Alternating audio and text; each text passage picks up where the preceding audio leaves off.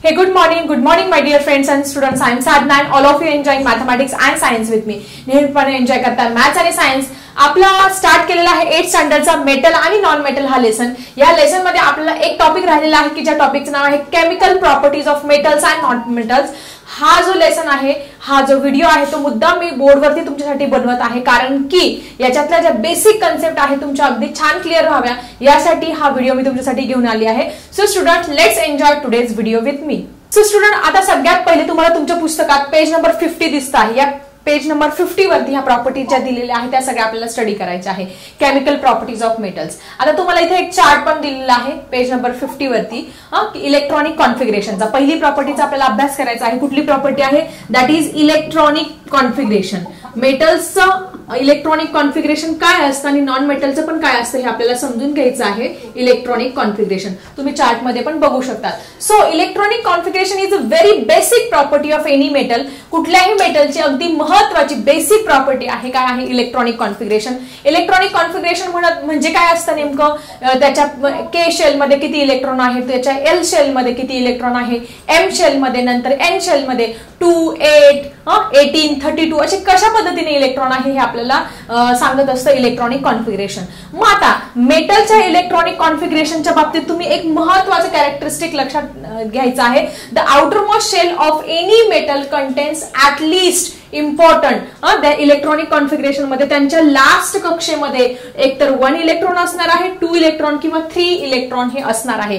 किती असणार आहे? 1, 2 and 3. This is very important property of the metal. मेटलची ही महत्वाची प्रॉपर्टी आहे. 1, 2, 3 इलेक्ट्रॉन असणार आहे त्याच्या शेवटच्या कक्षेमध्ये valence electron.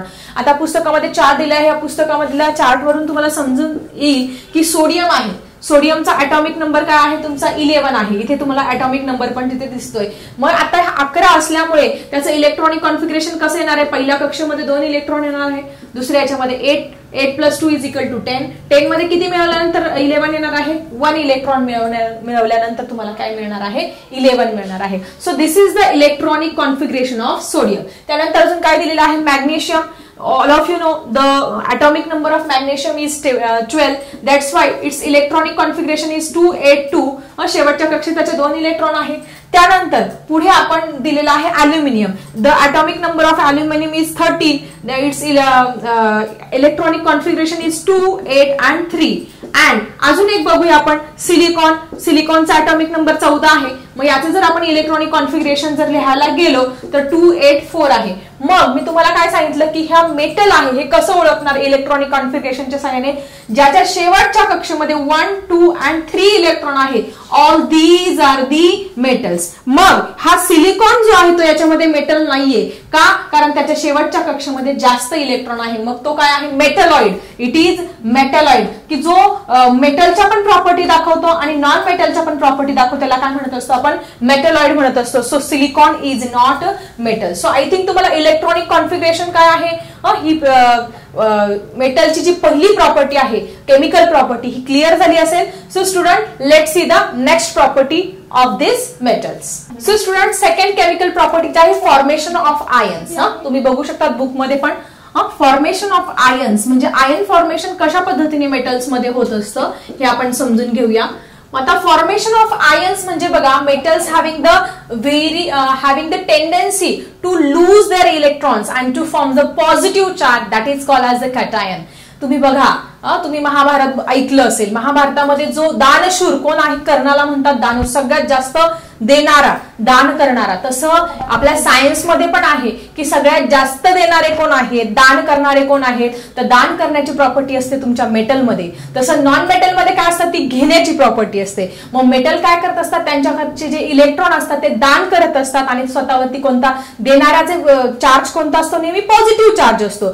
So they also always having, तुम्ही एक ट्रिकद्वारे लक्षात ठेवा की देणाऱ्याचा चार्ज नेहमी पॉझिटिव्ह असतो, असं पण तुम्ही लक्षात, आणि घेणाऱ्याचा चार्ज नेहमी निगेटिव्ह असतो. म्हणजे मेटल्स काय असतात? कॅटायन्स तयार करतात म्हणजे पॉझिटिव्ह चार्ज असतो, आणि तुमचे जे नॉन मेटल्स असतात ते घेण्याचं काम करतात. That's why they having the negative charge or it is also called as the anion. So this is most important property, that is metals having the tendency to lose their electrons to form the cation और the positive charge देण्याची ही जी property आहे ती महत्वाची आहे formation of ions. मग आता formation of ions कसं तयार करणार बघा. आपण जर सोडियमचं एक्झाम्पल मगाशी घेतलं होतं. सोडियमचा ॲटॉमिक नंबर सगळ्यांना माहिती आहे किती 281 आहे, पण त्याचं इलेक्ट्रॉनिक कॉन्फिगरेशन आपण 281 असं या पद्धतीने लिहित असतो. मग हा सोडियम काय करत असतो, मग हा त्याच्या लास्ट शेल मध्ये काय आहे 1 इलेक्ट्रॉन आहे. मग याला डिफिकल्ट आहे ऑक्टेट कंप्लीट करण्यासाठी, म्हणजे त्याला अष्टक पूर्ण करण्यासाठी अजून 7 इलेक्ट्रॉनची गरज आहे. मग तो काय करतो, हे 7 इलेक्ट्रॉन एवढे घेण्याऐवजी 1 इलेक्ट्रॉन काय करतो, डोनेट करतो आणि स्वतः काय होत असतो, पॉझिटिव्ह बनत असतो. सो अशा पद्धतीने sodium donate 1 electron, so it having the Na+ charge, आणि इथे त्याचं ऑक्टेट बघा अशा पद्धतीने कंप्लीट झाला. हा 1 इलेक्ट्रॉन त्याने डोनेट केला अँड +1 इलेक्ट्रॉन काय केलं त्याने डोनेट केलेला आहे. ठीक आहे. So this is about sodium. तसंच आपण मॅग्नेशियमचं पण एक्झाम्पल घेतलं तर मॅग्नेशियमचा ॲटॉमिक नंबर तुमचा 12 आहे, 282 आहे. मग मॅग्नेशियम पण काय करतो, शेवटच्या कक्षेमध्ये 2 इलेक्ट्रॉन आहे, मग त्याला 2 इलेक्ट्रॉन डोनेट करणं सोपं आहे 5 इलेक्ट्रॉन घेण्यापेक्षा. 8 कंप्लीट करण्यासाठी त्याला काय लागणार आहे, 6 इलेक्ट्रॉन लागणार आहे ऑक्टेट कंप्लीट करण्यासाठी. मग 6 इलेक्ट्रॉन घेण्याऐवजी तो 2 इलेक्ट्रॉन काय करतो, डोनेट करत असतो. आणि मग हे डोनेट केल्यामुळे 2 Mg++2 त्याच्यावरती चार्ज हा तयार होत असतो. In this way there is the completion of octet in the magnesium and it having 2 electron which he donate. अशा पद्धतीने 2 इलेक्ट्रॉन तो डोनेट करत असतो. त्याच पद्धतीने आपण अल्युमिनियमचं एक्झाम्पल घेऊया. अल्युमिनियमचा ॲटॉमिक नंबर तुमचा 13 आहे, त्याचं इलेक्ट्रॉनिक कॉन्फिगरेशन 283 आहे. मग अल्युमिनियम काय करतो, हे जे लास्टच्या कक्षेतले 3 इलेक्ट्रॉन्स आहे, 5 घेणं अवघड आहे, 3 देणं सोपं आहे. आपण कम्पेअर केलं मॅथमॅटिक्सच्या नियमानुसार तर मग हे 3 इलेक्ट्रॉन तो डोनेट करतो आणि त्याच्यावरती 3 Al3+. तुम्ही बघा केमिस्ट्रीमध्ये कधी अभ्यास केल्यानंतर Al2+ असतो आणि Al3+ असतो. मग हा Al3+ चार्ज कसा तयार झाला तुम्हाला समजलं की हे 3 इलेक्ट्रॉन त्याने डोनेट केले. So in this way there is a completion of octet of aluminium and it donate the 3 electron. Okay. So अशा पद्धतीने फॉर्मेशन ऑफ आयन्स ही कन्सेप्ट तुमची इथे क्लिअर झाली असेल. मग आता हा सोडियम समजा 11 ॲटॉमिक नंबर आहे, हा 1 इलेक्ट्रॉन. मग हा 1 इलेक्ट्रॉन घेणार कोण, तुम्हाला सगळ्यांना माहिती आहे क्लोरीन. क्लोरीनचा ॲटॉमिक नंबर 17 आहे. मग हा क्लोरीन बघा त्याचं जर कॉन्फिगरेशन लिहिलं 287 आहे. मग आता याला काय बघा, याला ऑक्टेट कंप्लीट करण्यासाठी ह्या क्लोरीनला फक्त आणि फक्त 1 इलेक्ट्रॉनची गरज भासलेली आहे. मग सोडियम काय करत असतो, सोडियम अशा वेळेस काय करत असतो, त्याचा 1 इलेक्ट्रॉन त्याला देत असतो आणि सोडियम क्लोराईड तयार होत असतो. ठीक आहे. मग सोडियम काय करणार, त्याचा 1 इलेक्ट्रॉन देणार आणि 288 असं ऑक्टेट हे क्लोरीनचं काय होणार आहे, कंप्लीट होणार आहे. म्हणजे इथे सोडियमचं पण ऑक्टेट कंप्लीट होणार आणि क्लोरीनचं पण ऑक्टेट कंप्लीट होणार. कशाने, सोडियमने 1 इलेक्ट्रॉन दिला कोणाला, क्लोरीनला पाहिजे होता 1 इलेक्ट्रॉन त्याने घेतला. म्हणजे सोडियम वरती काय झालं तुमचा कॅटायन म्हणजे काय झाला पॉझिटिव्ह चार्ज, आणि क्लोरीन वरती काय झालं तुमचं अनायन म्हणजे निगेटिव्ह चार्ज. अशा पद्धतीने तयार झालेला आहे. So I think formation of ions ही केमिकल प्रॉपर्टी तुमची क्लिअर झाली असेल. So student let's see the next property. So student we have to see the next property that is reaction with oxygen. आपण बघणार आहोत थर्ड प्रॉपर्टी की हे जे मेटल आहे या मेटलची ऑक्सिजन बरोबर कशी रिएक्शन होत असते ती आपण इथे समजून घेणार आहोत. आता मेटलची बरेचसे नावं तुम्हाला माहिती असेल. समजा आपण एक मेटल घेतला, मॅग्नेशियम घेतला. ह्या मॅग्नेशियमचा हवेतल्या ऑक्सिजन बरोबर रिएक्शन झाली तर काय तयार होणार आहे, मॅग्नेशियम ऑक्साईड MgO.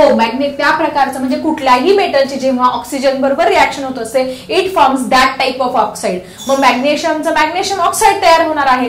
जर समजा आपण कॅल्शियम घेतलं, calcium when reacted with oxygen it forms a calcium oxide. Aluminium oxide, नंतर सिल्वर ऑक्साईड. म्हणजे कुठलाही मेटल घ्या, कुठल्याही मेटलचे ज्यावेळेस हवेतल्या ऑक्सिजन बरोबर रिएक्शन होत असते it forms their oxide. I think clear झाले. Metal combine with oxygen to form their oxide. मग आता हे जे मेटल ऑक्साईड इथे तयार झालेले आहे याच्यावरती खूप important fill in the blanks मध्ये तुम्हाला क्वेश्चन येत असतो. That is metal oxides are acidic in nature और it is basic in nature. तर तुम्ही लक्षात ठेवायचं आहे की मेटलचे जे ऑक्साईड असतात they are always basic in nature. काय असतात, बेसिक नेचर असतात. त्याच्या अपोजिट तुम्ही जर नॉन मेटलचं घेतलं, नॉन मेटलचे जे ऑक्साइड्स असतात they are acidic in nature, opposite असतं. हे लक्षात ठेवायचं सगळ्यांनी. ओके.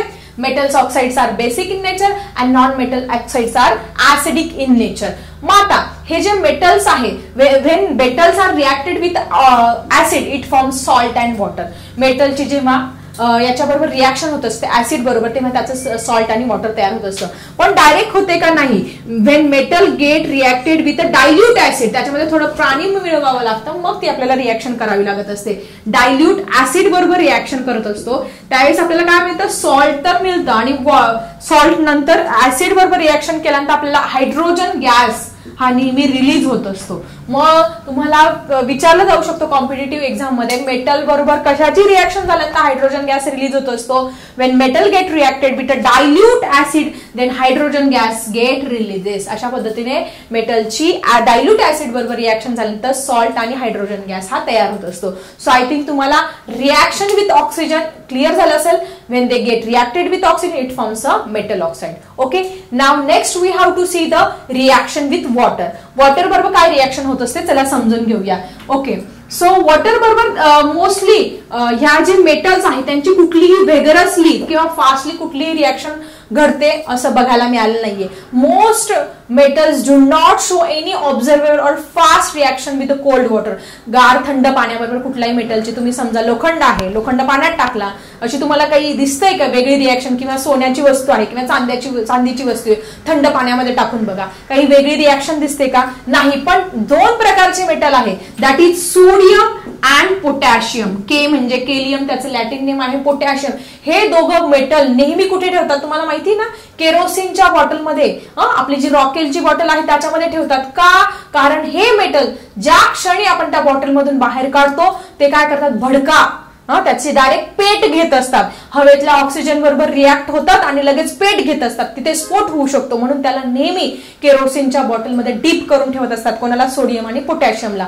मग आता हा सोडियम आणि पोटॅशियम ज्यावेळेस आपण पाण्यामध्ये एखादं आपण भांडं घेतलं, त्याच्यामध्ये हा सोडियमचा तुकडा टाकला तर काय होणार आहे, तो लगेच इन्फ्लॅमेबल, तो पाण्यातल्या ऑक्सिजन बरोबर रिॲक्ट होणार आणि त्याचं लगेच मोठा जाळ तयार होईल, लगेच तिथे हीट निर्माण होणार आहे. सो इन दिस वे हे दोन मेटल मात्र तुम्ही नीट लक्षात ठेवा. When the sodium and potassium get reacted with a water और with the oxygen they get burn. त्यांच्यामधून हीट बाहेर पडत असते, उष्णता निर्माण होत असते, पेट घेत असतात. Other metal do not show any reaction with a water. So I think तुमची reaction with oxygen, reaction with water clear झाली असेल. Now we have to see the same properties of metal to about the non metals.